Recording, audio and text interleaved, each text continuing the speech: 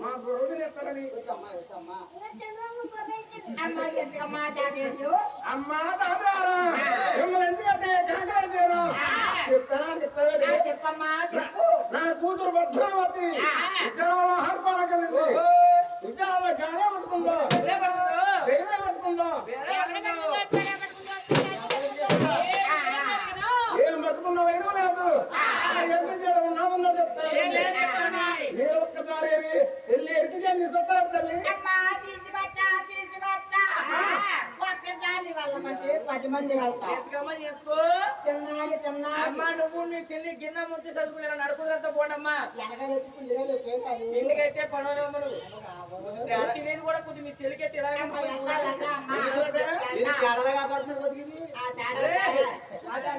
మడిస్తాగట్టి పని లేదండి అమ్మా